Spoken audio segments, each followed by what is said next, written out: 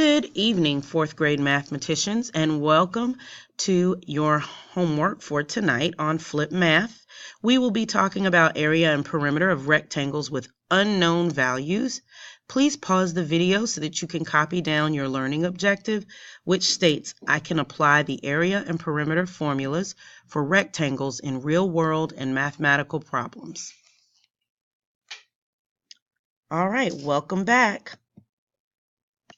So let's look at our practice problem that we'll do together tonight. The area of a large hallway is 24 square feet or meters. You can choose which one. The width of the hallway is 2 meters. What is the length of the hallway? So as you can see, I've drawn a rectangle to represent our hallway.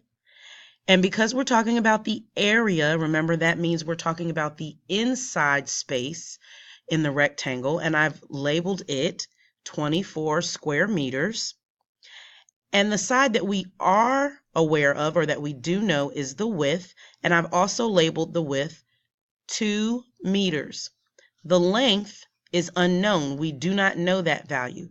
So let's refresh our memory. To solve for area, we have to multiply the length times the width.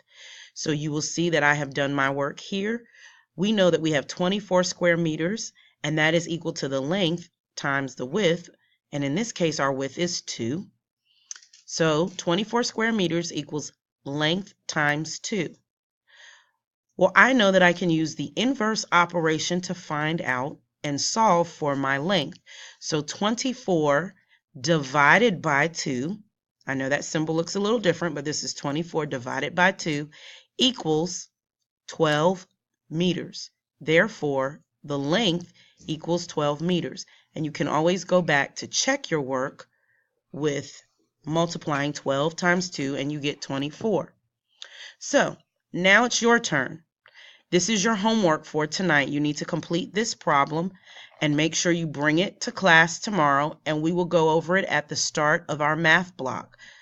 A plan for a house includes a rectangular room with an area of 60 square meters and a perimeter of 80 meters. What are the length and width of the room? In this case, you must solve for both. So I would start by drawing out a rectangle, and then you need to begin thinking about how you could come to 60 square meters as your area. So what two numbers would you multiply together that could give you 60 square meters, but also when you add all of those numbers up, you get a perimeter of 32 meters. We can't wait to see what you come up with. Have a great night and happy solving.